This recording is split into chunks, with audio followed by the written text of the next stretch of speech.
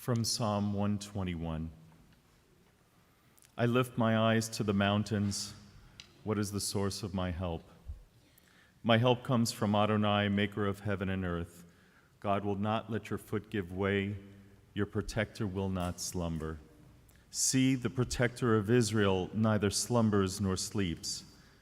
God is your guardian. God is your protection at your right hand. The sun will not strike you by day, nor the moon by night. God will guard you from all harm. God will guard your soul, your going and coming, now and forever. Esainai el heharim me'ayin yavo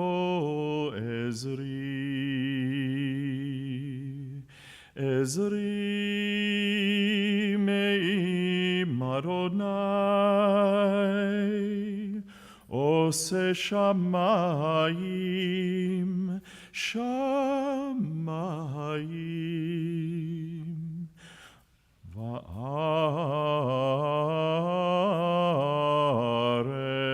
va'aretz al yitein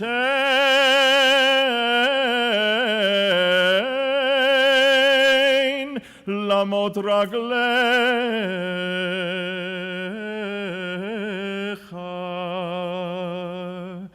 al yanum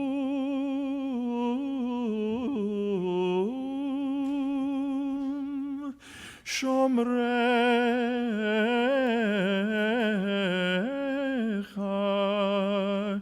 hine lo yanum velo yishan shomer Yisrael. Adonai shomrecha, Adonai tzilcha al yad yeminecha,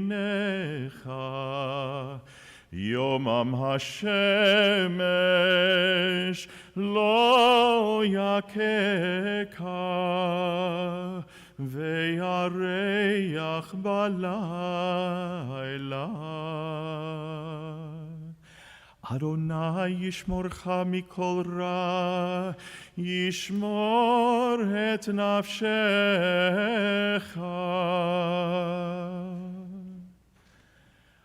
Adonai yishmor tzeitcha uvoecha me'ata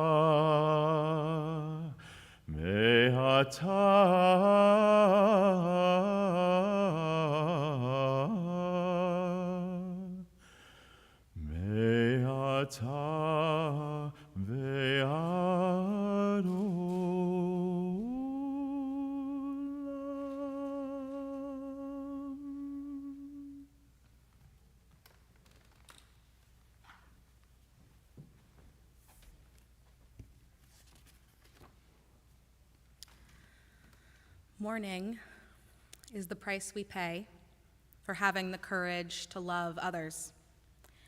Even in grief, we know that the wonder of human life is too complex and too magnificent to be memorialized in endless pain. The gifts of spirit our loved ones gave us cannot be measured or weighed, nor can they be lost or even tarnished by time. Even in our darkest hours, we know that some of their light and some of their warmth will always be with us, bringing comfort and courage and, in the fullness of time, healing and peace. We're here this afternoon to remember Robert Adler and join our hearts together to give comfort and strength to his family. Mourning is a time filled with many emotions and memories, bitter and sweet. We began our service with a psalm beautifully sung by Cantor Stanton, and now we continue with another text from our tradition, thus linking Bob's life with the millennia-old tradition of the people Israel and the eternity of God. O God, you have been our refuge in every generation. Before the mountains came into being, before you brought forth the earth and the world, from eternity to eternity, you are God. You return us to dust. You decree, return you mortals. For in your sight 1,000 years are as yesterday when it has passed, as a watch in the night. You engulf us in sleep. We are like grass that renews itself. At daybreak it flourishes anew, at dusk it withers and dries up. The span of our life is 80 years and 10, or given strength 80 years. But the best of those years do have trouble and sorrow. They pass by speedily, and we are in darkness. Teach us, therefore, so to number our days that we may gain a heart of wisdom. Turn to us, O God, and show mercy to your servants. Satisfy us at daybreak with your steadfast love, that we may sing for joy all our days. Let your deeds be seen by your servants, your glory by their children. May your favor, O God, be upon us. Establish the work of our hands, that it may long endure. At this time, we're going to hear some words about Bob from members of his family.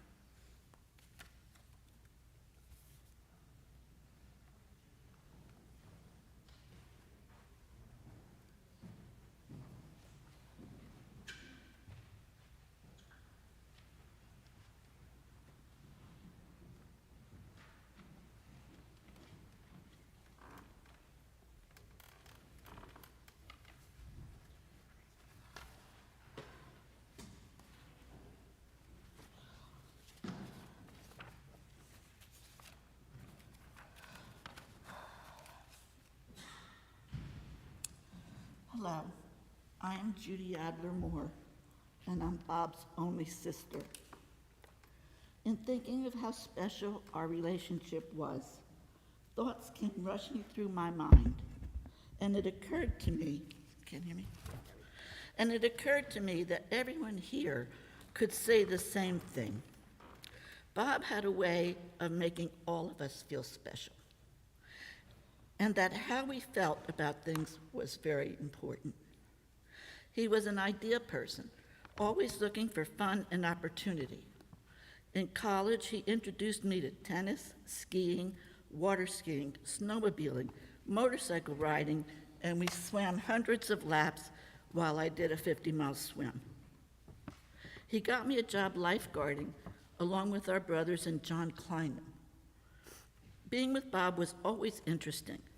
He was the most optimistic person I ever met, and in remembering our last conversation 2 weeks ago, he was tan, in the pool, and was so happy to be in Florida. Bob loved his family and would do anything for all of us. I was with Bob in Steamboat Springs when he fell in love with Toby. After they married, I was with him in the ICU with Toby sitting in a chair by his feet. Despite his pain, all he could think about was Toby. And he kept telling me how beautiful she is. She's so petite and so cute. It was hilarious, but it was pure Bob. Toby and her family brought immense joy to Bob, from adopting Rebecca to helping to raise Dan, Rob, and Rachel. I remember the photo of Bob and Rachel walking out of the courthouse on the day of her adoption. He was glowing. Who can forget Bob's ear-to-ear grin at Rob and Annie's wedding? Bob was high with happiness. And living with Jesse, there are no words to describe how he loved you, Jesse. Special thanks go to Rebecca, who told me when she was a little girl that when her dad came to rescue her in Idaho, he appeared to her to be riding on a beautiful white horse. Well, Rebecca, you rescued him in the same way and brought him so much happiness, comfort, and love, and the Adlers are so grateful. The biggest gratitude goes to dear Toby, who saved Bob's life many times over. She set the standard for all of us for what courage looks like. Together, she understood Bob's need for optimism, and she kept his heart alive. He used to tell me he was not ready to leave her. Bob was the most gentle, kind, smart, loving, and solution-focused man I ever met. He was always available to help anyone who needed his advice, a home, or a helping hand. I know I speak for all of you when I say that I will miss him very much.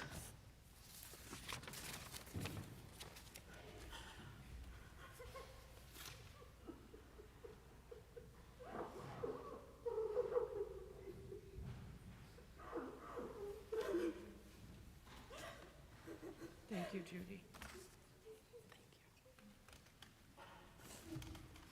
Hi, everybody. I'm going to take the mask off. Thank you. Hello. When Bob died, I felt three things. First, shock. I couldn't believe this moment that I'd actively dreaded for so many years had finally arrived. Gratitude. Bob lived so much longer and so much better than anyone expected. Third, heartbreak. Once I met Bob, when I was just 5 years old, I didn't ever want to live in a world without him. Bob and I had a really special relationship. He loved me so much, and he always made sure I knew it. In 2007, Bob came to my apartment on the Upper East Side. He wanted to talk to me. Rachel, he said, I think you should consider going to law school. I was struck. Bob never told me what to do. Toby? Sure. All the time. Not Bob. It was by far the most forceful assertion of an opinion about my life he'd made for as long as I'd known him, so I took it seriously. In 2017, I was 37 years old. We were sitting at the dining room table in Woodstock, and on a fall evening around the high holidays, when Bob said to me, Rachel, I never wanted to disrespect your relationship with Seymour, but I have always considered you my daughter. Would you let me adopt you? I was moved beyond words and overjoyed to make our bond official in a court of law. In the last year or so, Bob and I would talk on FaceTime often. Sometimes he'd call with a joke, other times a dilemma, but most often he just wanted to hear about my day and tell me about his. As recently as last week, Bob called just to ask me about the day's headlines. I told him about Trump's legal troubles and the latest oral arguments before the Supreme Court. Bob and I were always close, but this year we got even closer.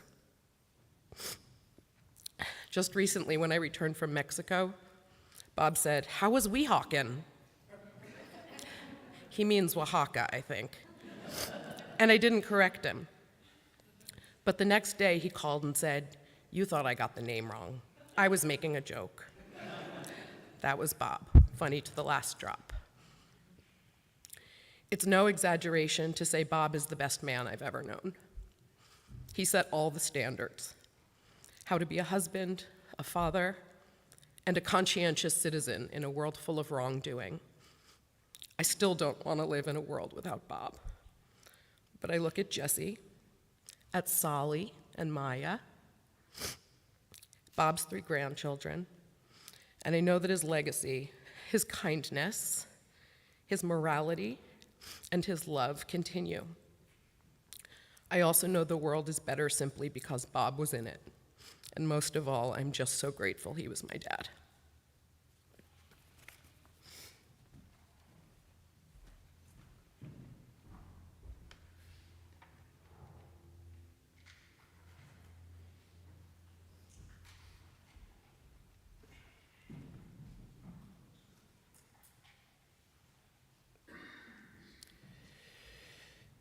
My name is Rob Zinchelski, and I am Bob's stepson.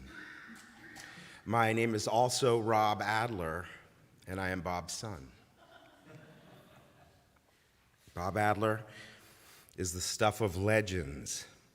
He wore boots of brown leather with pointy toes caked with mud from the trail. His mustache, like the sturdy front of the Triumph motorcycle he'd built himself. He spent joyful days on white water, in the mountains, and clean air of God's country. On the ski slopes and the prairie where he learned to make tortillas for some of the people he represented in court.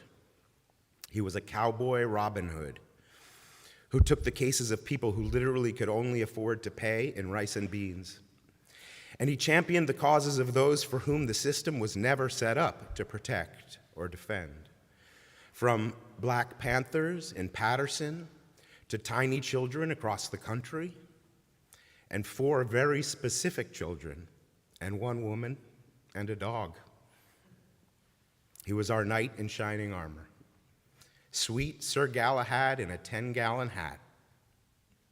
I wonder if Jesse knows that's how I see him. Or that when he shaved his mustache and finally conceded that he was too tall for his hair, that we started calling him Professor Bob. His bare face betrayed the bourgeois belonging, even as he delivered newspapers to make ends meet for his new family that he was building. His humility and hard work and dedication to those he loves was second nature, or so it seemed. And then his stories. He always seemed to so closely identify with the poor guy he represented who was just trying to get a fair shake. Bob encouraged me to think of my life in chapters. What a book he lived. Legendary tales of the Adlers of Adelaide Avenue. In my mind, a greaser gang who owned the safe suburban streets of Highland Park. It's easy for me to picture him on top of a motorcycle, denim and leather clad, with a smile so big it shone through his Hulk Hogan mustache. Proud carrier of a generation's deep legacy of celebrating life while you can. He came into my life at the end of his father's life. He must have fallen in love because very soon for him everything changed. What kind of a man marries a family of 4? And this family of 4, with our troubles and pains, who chooses to move across the country and parent 3 children? The kind of grace Bob modeled as young Rob and Dan and Rachel navigated our own relationship with our biological father will never be forgotten by me. He was never a threat to my dad, never a counterpoint, just more love. Bob showed me that love is a verb. And at the intersection of my divorcing parents, Bob remained for me a safe place. Much more miraculous is that I'm certain he simultaneously did the same thing for my mom, and I believe he will continue to. The gift he gave our world in the form of Rebecca is among the greatest undeserving gifts of my life, along with my own kids and my nephew, Jesse. Rebecca's innocent mischievousness fit right in with Rachel, Dan, and me. Your genetic love of nature, clean air, great snacks, and big cars all are part of the glaze that makes our family whole. Rebecca, as has been said, Bob would have gone to the ends of the earth for you. The privilege of watching you reflect that back to him over these last many years has been a lesson in love in action. Thank you. I know where you got it. We witnessed his care and reverence for Verna and his love for Leo and Bruce and Kenny and Gary and Judy. We saw, sometimes confused by his commitment to Gert and Milt, and Gert, and also Gert, as if he knew exactly what side of the pie my mom was cut from. His unending love for you, Mom, as demonstrated 1,000 ways, but perhaps none more than his dedication to the people you love. is something your son deserved to see but was far from guaranteed in life. Thank you, Bob. Maybe that dedication is why we kids would beg him to pop the question well before my mom was ready. I remember on one of those occasions sitting with Rachel and my mom on her bed, my mom's bed, in our house on South 3rd Avenue, and pulling the phone from the nightstand to the bed so we could call Bob together to sing, "I just called to say I love you." Boy, did we. Do we? He did with me all the things a dad can do, with no agenda other than our relationship. He took me camping for the first time under a tarp on the lawn in Woodstock. In Johnson Park, we played basketball with me at 10, him at 6'2", and he let me dunk on him. We played b-ball, and somehow in the silliness of it all, I started calling him B-Bob. It was just for us. He took me to WrestleMania more than once. I think he liked it. In one of the first films I ever worked on, I played a demonic, possessed 8-year-old, and Bob played the local sheriff who showed up at the house in the night to follow a lead. He walked gun first into my grandparents' living room, where I confronted him, and he said, "Son," and then shot me. In my teens, we'd play tennis under the lights in Johnson Park, and when I started doing plays in high school, he was there with me on Saturdays building the sets. The summer before my senior year of high school, I spent a month in London studying, and I got homesick, so Bob flew out for the weekend. His first time there. He knew I was homesick, so he tried to take me for American food, and in lieu of Arby's, we went to Planet Hollywood. Since they didn't have a Jamocha shake, he loved them. He ordered us coffee milkshakes, which turned out to be vanilla milkshakes made soupy by hot coffee. I saved his life several times crossing the street. The next year, when my father, Seymour, died, Bob held me just tight enough. In college, nothing was better than a package from Bob. Sometimes it was a favorite T-shirt from home, an old toy. On the morning after my 21st birthday, it was fresh bagels from New Jersey. Always signed, "Love, B. Bob." It was for me, personal. It was around that time that I heard this song by Joan Baez that conjured no image but Bob for me. Sweet Sir Galahad came in through the window in the night when the moon was in the yard. He took her hand in his and moved the long hair from her neck and told her she'd been working much too hard. Here's to the dawn of their days.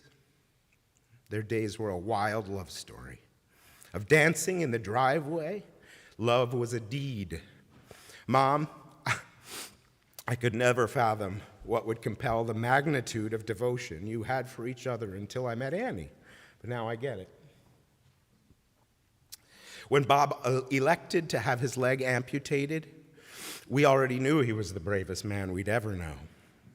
I had the privilege of being with him when they wheeled him out of surgery and into the ICU, and no sooner did the nurse close the curtain around his bed and depart that he said to me, "I want to stand up." "No," I said, "there will be time for that." He smiled, and I remember the look we shared because his blue eyes spoke a language of vulnerability that was a rare experience for me. And he reached out and touched my shoulder, and just as he moved his lips to say okay, he used my shoulder to pull himself up to a seated position, slid his arm across my back, and he stood up, right out of surgery, on one leg. He looked down at the ground and then at me, and then he said he wanted to hike the Grand Canyon. Then he exhaled, sat, laid down, and went to sleep. Since then, he'd often talked to me about his feelings in those moments. He described our connection as spiritual, a word neither of us seemed very comfortable with, but facts are facts. And as others will tell you, he did walk the Grand Canyon, but what they may not mention is that after surgery, the doctor told him with hard work he might be able to walk on the prosthetic leg in a year, and it would be at least 2 before he'd walk on uneven pavement. But we were walking the Grand Canyon 6 months later. I hope I carry with me the memories of all these chapters of Bob's life. And as I enter my own next chapter, I know his spirit, as always, perseveres in my mother's love, in Rebecca's kindness, in Jesse's joys, in Rachel's passion and grit, in Sali's brave curiosity about the differently abled, and in Maya's laugh. I think, too, of how Bob loved his siblings. And while I know a sibling's love can be complicated, there was never any doubt about the pride he felt in being an Adler boy. My heart goes out to you, Judy, and Kenny, and Gary, and Bruce. Thank you for being my family. You chose that, too. As I conclude, I'll leave you with this last image I have of Bob in my mind. A few weeks ago in Florida, Annie and me and the kids in the pool, and Bob, mostly blind and deaf, sitting in his chair above the deep end.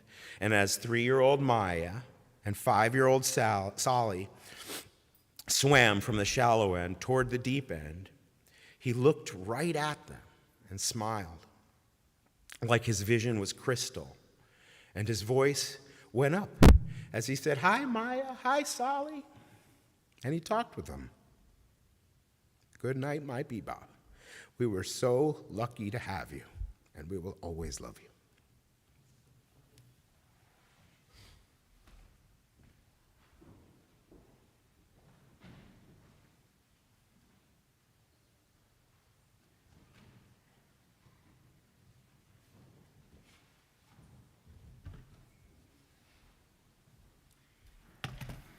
It's a hard thing to follow.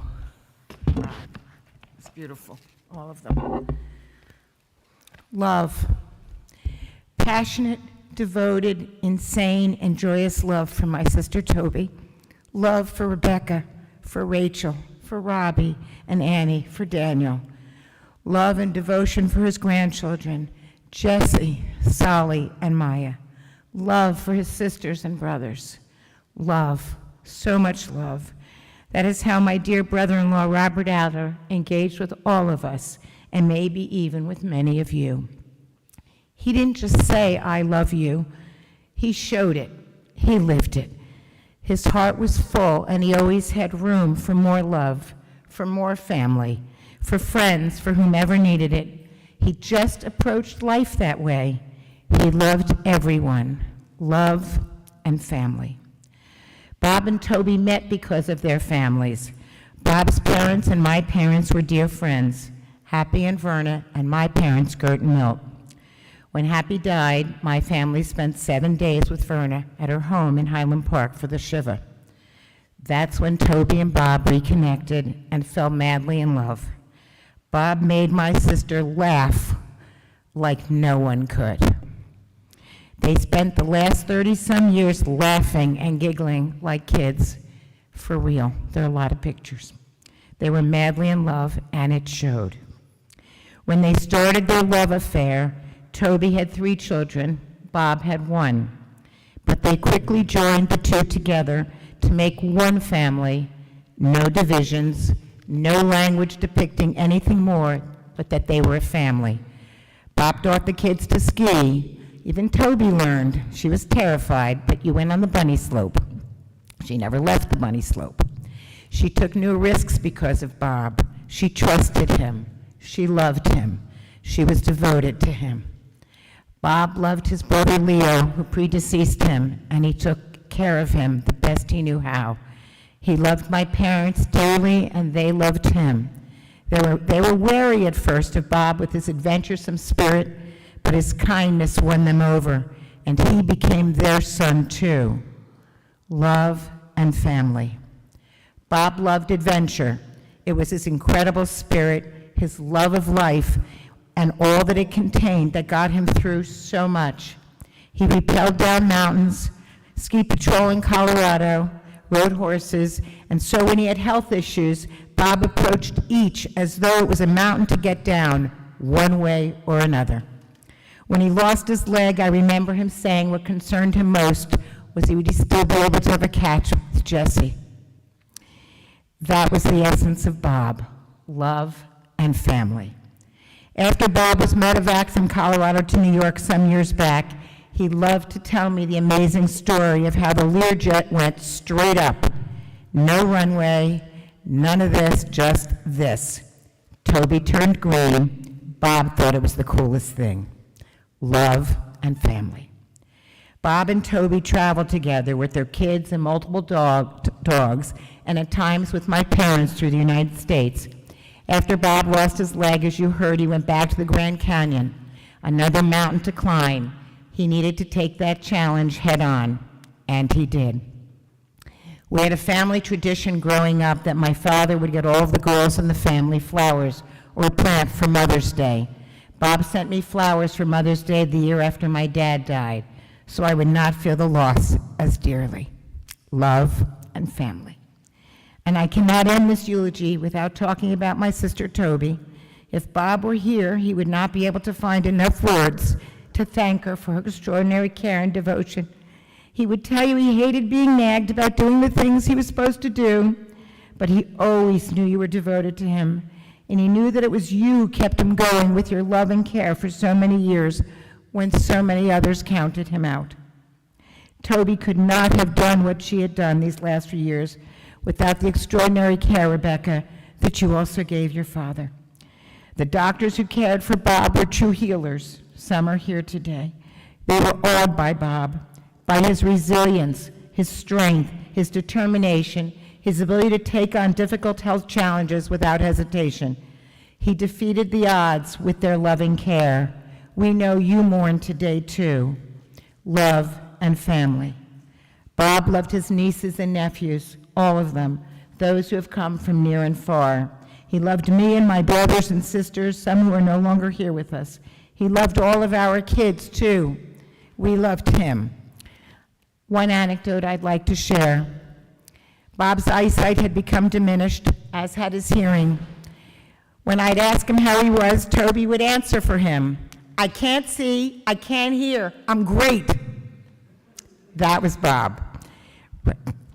Rest in peace, Bob, knowing you took a piece of all of our hearts with you, but that you gave enough back to help us continue on for our days here on earth. Thank you. We love you, Bob.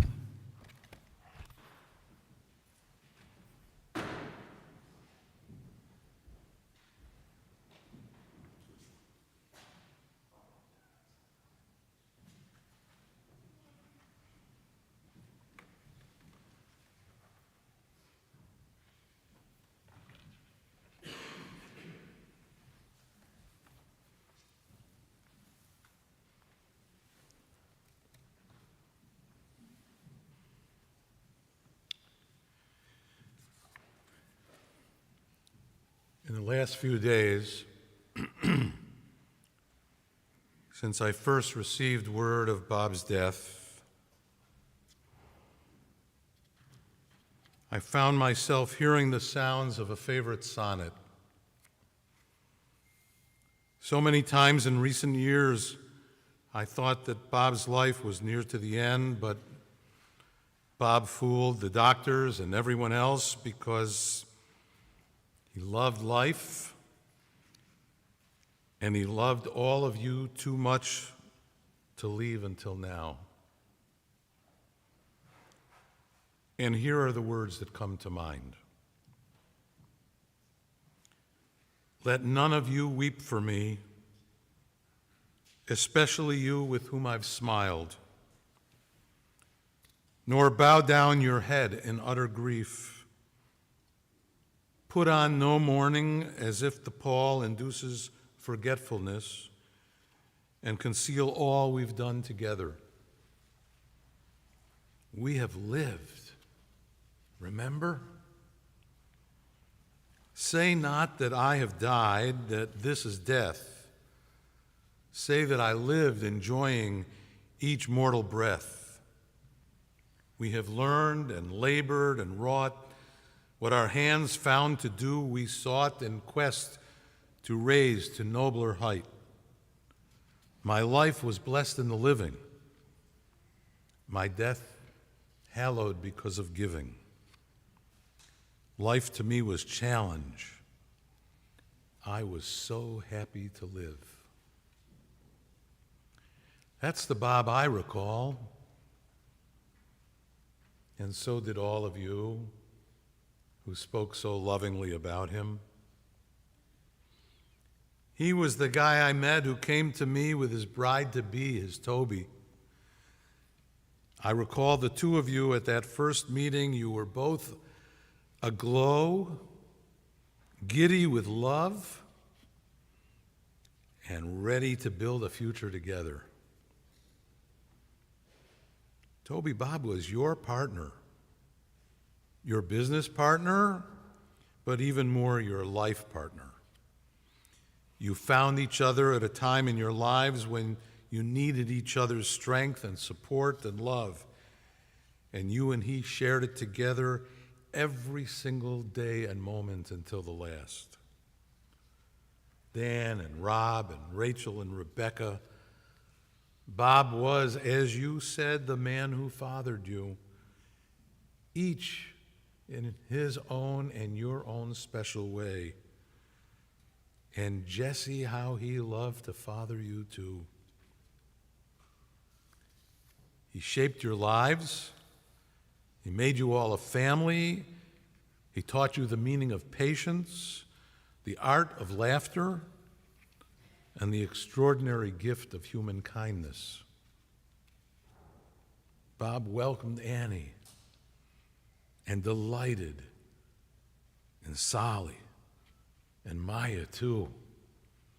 Ooh, he'd be tickled pink at watching you now, both in the sanctuary and coloring and holding on to the animals and just loving being together in this place so sacred to him and your whole family.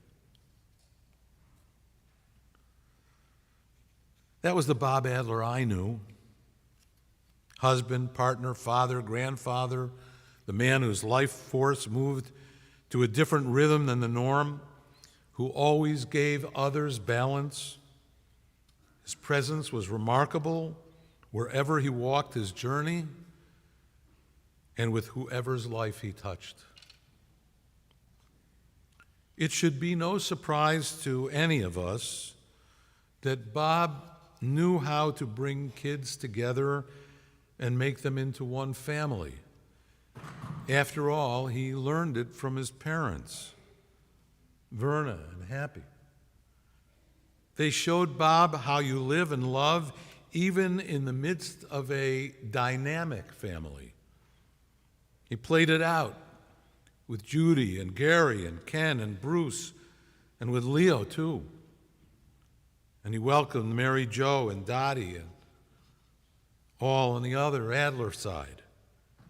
And if that was not sufficient for Bob, he found a way to enlarge the family, because for Bob, there was no such thing as a small family.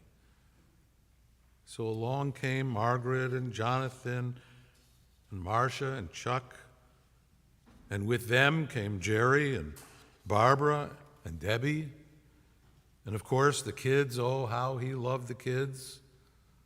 Sasha and her Eric, Molly, Nathan, Max, Brian, Eric, Garrett, Howie, Josh, Marcella, Rebecca and Brian, Jennifer and Frank too, and the next generation to follow as well. Now, there's a rabbinic notion that a man is known by three things. Only the rabbis could conjure this up in this way. Those three things, they would say, are bikiso, bikoso, uvikaaso. A person is known by his kiso, his pocket, bikoso, his cup, bikaaso, his passion. For sure, Bob was known by these three things. Bikiso, Bob, his pocket, it was always open. It was his to share. And he would do whatever he could to extend help or kindness to others. If anything, it could be to excess. But Bob never thought so. Because so, Bob's cup was always half full, never got empty, and he always shared it with others. He loved filling your cups too. Doing so gave him unbelievable pleasure. Actually, filling others' cups gave Bob meaning and purpose to his own life. Picasso, Bob's passion, it was limitless.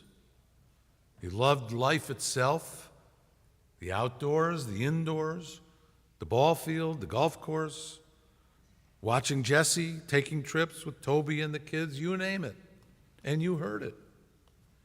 Or Woodstock, or down the shore. But to Bob, it hardly mattered where.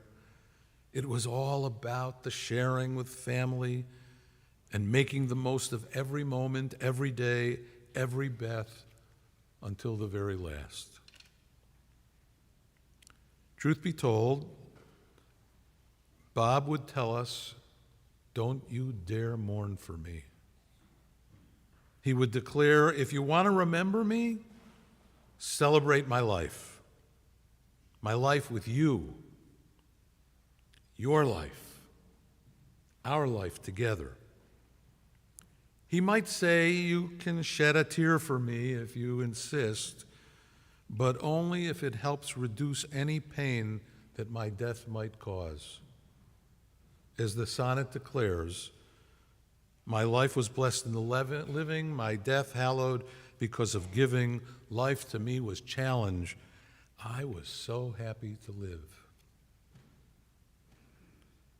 Allow me to conclude with the words of the poet David Harkins. The title of his poem is Memory. You can shed tears that he is gone, or you can smile because he lived. You can close your eyes and pray that he will come back, or you can open your eyes and see all that he has left. Your heart can be empty because you can't see him, or you can be full of the love that you shared. You can turn your back on tomorrow and live yesterday, or you can be happy for tomorrow because of yesterday. You can remember him and only that he is gone, or you can cherish his memory and live on. You can cry and close your mind, be empty and turn back, or you can do what he would want. Smile, open your eyes, love, and go on. Yehi Zichro Baruch. May Bob's memory only and always be for blessing. And together we say, Amen. We enter now into a moment of silent personal reflection and prayer.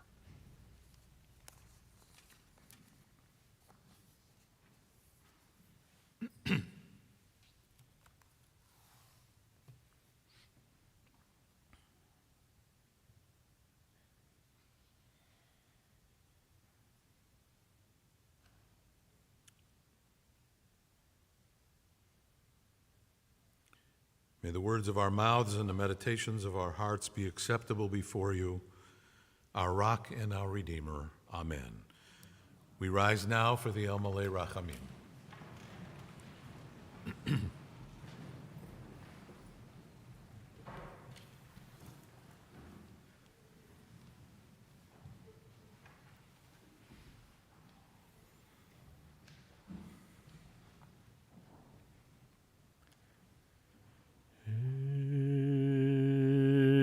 El Malei Rachamim, Shochen Bamromim,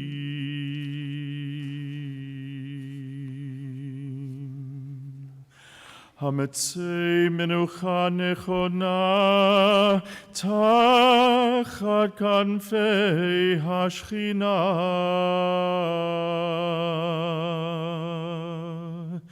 עם קדושים וטהורים כזוהר הרקיע מזהירים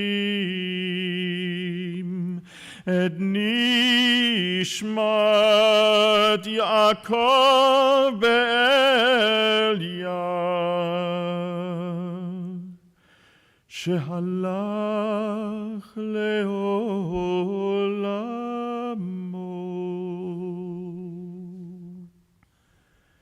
בעל הרחמים יסתירהו בסתר כנפיו לעולמים, ויצרור בצרור החיים את נשמתו. אדוני הוא נחלתו וינוח בשלום על משכבו,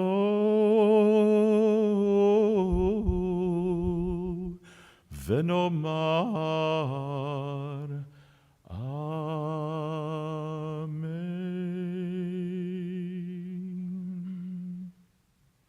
O God, full of compassion, you who dwell on high, grant perfect rest now unto the soul of Robert Jacob Adler, who has departed from this world. Lord of mercy, bring him into your presence, and let his soul be bound up in the bond of eternal life. Be for him a possession, and may his repose be everlasting peace. And together we say, Amen. Please be seated.